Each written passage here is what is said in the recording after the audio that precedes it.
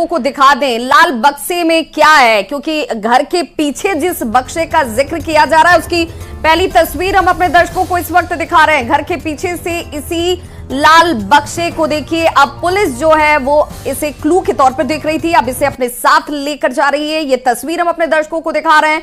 ये ground zero से पहली तस्वीर और साक्ष्य भी अपने आप में एक बड़ा। और देखिए इसी वजह से एफएसएल की जो टीम पहुंची है उस टीम की तरफ से इस पर उंगलियों के निशान भी देखे जाएंगे कि आखिर इस बक्से को किसने किसने छुआ है, क्योंकि अब इसे एक महत्वपूर्ण क्लू के तौर पर देखा जा रहा है। ग्लास से फिंगरप्रिंट्स लिए जाएंगे। बाइक जो तीन बाइक का जिक्र किया जा रहा है उस बाइक को लेकर भी जानकारी निकाली जाएगी। और बाइक किसकी है संजय, ये बहुत आसानी से पता चल जाएगा कि आखिर ये बाइक किसकी है। क्या ये बाइक अक्सर इस घर के आगे लगती थी, यहाँ इससे कौन लोग पहुंचते थे, क्या इसे लेकर कोई कुछ कहने को तैयार है?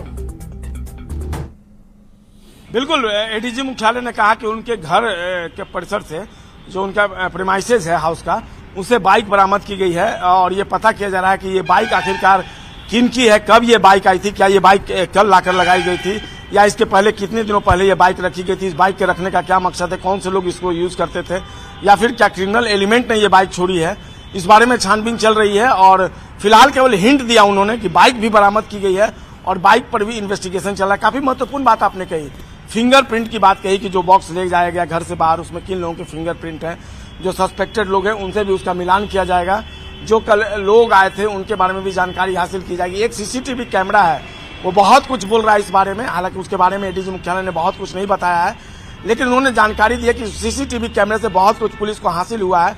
अब देखना होगा, इन्वेस्टिगेशन चल रहा है, क्या कुछ पुलिस आने वाले समय में हासिल करती है। क्या इस घर में भी, चूंकि घर लग रहा है कि ये अंडर कंस्ट्रक्शन भी था, अभी बहुत पूरी तरीके से ये कंप्लीट भी नहीं दिख रहा है, तो क्या यहाँ पर इस घर में भी सीसीटीवी कैमरे लगाए गए थे? चूंकि वो अकेले रहते थे तो मुकेश सहनी जो मुंबई में रहते हैं उनकी तरफ से सुरक्षा के लिहाज से सीसीटीवी कैमरे तो लगाए गए होंगे। देखिए, उन्होंने सीसीटीवी, एडीजी मुख्यालय ने सीसीटीवी कैमरे की बात कही है। उन्होंने कहा कि कई सीसीटीवी कैमरे जो है वो खंगाले गए हैं और उसी सीसीटीवी कैमरे से सस्पेक्टेड लोगों की जो उनकी कल गतिविधियां थी वहां पर उनको पकड़ा गया है। तो सीसीटीवी कैमरा एक अहम कह सकते हैं कि एविडेंस का सोर्स जो है वो साबित हो सकता है और उसी पर फिलहाल साइंटिफिक तरीके से काम चल रहा है। संजय, जिस तस्वीर को हम दिखा पा रहे हैं, ये लाल बक्सा, इस बक्से को उठाने के लिए 5-5 पुलिसकर्मियों की जरूरत पड़ रही है, यानी कि ये हल्का तो है नहीं और इसे कोई एक शख्स उठाकर बाहर फेंक दे ये भी संभव नहीं है। यानी कि यहाँ 1 से ज्यादा, 2 से ज्यादा, उससे ज्यादा लोगों की संख्या मौजूद रही होगी। इस बक्से को घर से बाहर क्यों फेंका गया, इस बक्से के अंदर क्या है, कई सवाल ये बक्सा खड़ा कर रहा है। जी बिल्कुल, और यही तो इन्वेस्टिगेशन का हिस्सा है। पुलिस मान रही है कि कोई 1-2 लोग इसमें इन्वॉल्व नहीं होंगे। जो नंबर ऑफ क्रिमिनल्स हैं उनकी अधिक से अधिक संख्या रही होगी। बहुत कुछ वो मीडिया से नहीं बताना चाहते क्योंकि मीडिया ट्रायल वो नहीं चाह रहे। फिलहाल हाई प्रोफाइल मामला है, सरकार की नजर है, मुख्यमंत्री की नजर है, इन्वेस्टिगेशन की प्रायोरिटी की बात कर रहे हैं और कह रहे हैं कि जल्द से जल्द हम खुलासा कर देंगे। हाँ, उन्होंने कहा कि नंबर ऑफ क्रिमिनल्स जो है उनकी संख्या अधिक से अधिक होगी, इस बात से इंकार नहीं किया सकता। और जैसा कि आपने लाल बक्से की भी बात कही है विभा।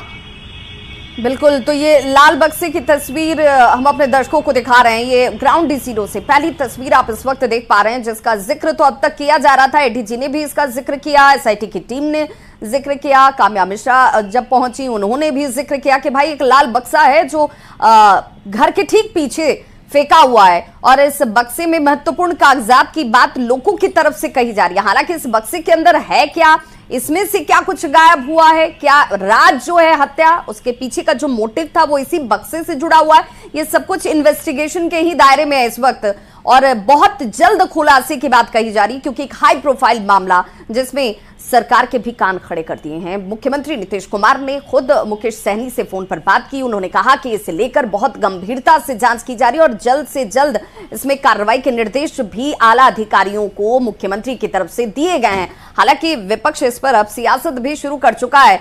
विपक्ष का ये कहना है कि भाई आखिर ये कैसा लॉ एंड ऑर्डर है कि लोगों को घर में घुसकर बड़ी निशंस तरीके से हत्या कर दी जाती है, उसमें भी तब मुकेश सहनी के पिता ये, और उनको लेकर कहा जा रहा है कि आवाजाही यहाँ पर अच्छे लोगों की हुआ करती थी। यहाँ पर स्थानीय पुलिस की तरफ से भी हालचाल जानने के लिए टीम पहुंचती थी। उस बीच और देखिए परिवार की तरफ से पहली बाइट जो है वो आ गई है। क्या परिवार के लोग कह रहे हैं ये बहुत महत्वपूर्ण हो जाता है। संतोष सहनी जो कि परिवार के सदस्य हैं, उनकी तरफ से क्या कुछ कहा, जरा सुन लीजिए। अब रात में 8 बजे बात हुआ था मुझे कब आना है, तो बोले थोड़ा चुनाव में है, फ्री होंगे तो आते हैं। फिर वही लास्ट बात हुआ मेरा। फिर सुबह ये घटना पता चला है।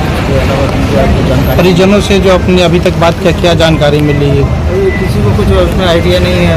बोल रहे हैं कि रात में तो सो गए थे, सुबह उठे, सुबह बाकी लोग जब आए दरवाजा खटखटा रहे थे तो गेट खोले नहीं। तो फिर काफ़ी टाइम रुकने के बाद फिर पीछे वाले रास्ते से जब घर के अंदर गए तब पता चला कि ये हादसा हुआ है। और उसमें हमको भी ज़्यादा जानकारी नहीं है। पुलिस वगैरह सारा जांच कर रहा है, देखिए जो उसके जो होता है वो देखा। कोई आपसी दुश्मनी किसी से रही? मेरे पूरे गांव में, पूरा दरभंगा जिला में हम लोग को किसी से कोई लेना देना नहीं, कोई मतलब ही नहीं है किसी से। मतलब किसी से कोई लड़ाई झगड़ा नहीं है, आज तक बातचीत नहीं हुआ। ज़्यादातर हम लोग बाहर ही रहते हैं, ज़्यादा गांव में भी हम लोग नहीं रहते जो किसी से लड़ाई झगड़ा हो। क्या आप जिला प्रशासन से क्या मांग करते हैं आप? नहीं, वो जांच करे, निष्पक्ष जांच करे और क्या है उसमें उस पर निकाले कि भाई क्या हुआ नहीं हुआ है। और जो भी रिपोर्ट है हम पुलिस से अपना कर्मी से बोलते हैं जितना जल्दी हो सकता है इस पर गंभीर होकर करिए काम। कई राजनीतिक साजिश भी कहीं लग रही है आपको? नहीं, देखिए हम अभी कुछ बता नहीं सकते कि क्या है क्या नहीं है। तो मुकेश सहनी के भाई संतोष सहनी की प्रतिक्रिया आप देख रहे थे, जिन्होंने सीधे तौर पर कहा कि भाई किसी से कोई दुश्मनी हमारी है ही नहीं। पूरे गांव टोले में सभी लोगों के साथ बहुत अच्छे संबंध हैं, इसलिए किसी पर शक जाहिर करना ये संभव नहीं है। लेकिन ये जांच का विषय जरूर है, पुलिस जांच कर रही है और इस पर अभी अपनी तरफ से मैं कोई प्रतिक्रिया नहीं दूंगा। लेकिन उन्होंने जरूर कहा कि रात 8 बजे आखिरी बार उनसे बात हुई थी, पिता से बात 8 बजे के आसपास हुई है। और उसके बाद सुबह में जब लोग पहुंचते हैं, दरवाजा खटखटाते हैं, तो दरवाजा नहीं खुलने के बाद लोगों को शक हुआ, पुलिस को जानकारी दी गई और उसके बाद अब जांच धीरे धीरे आगे बढ़ रही है। और फिलहाल इस बड़ी खबर पर हमारी नजर है, एक छोटा सा अंतराल, फौरन होंगे वापस, बने रहिए हमारे साथ।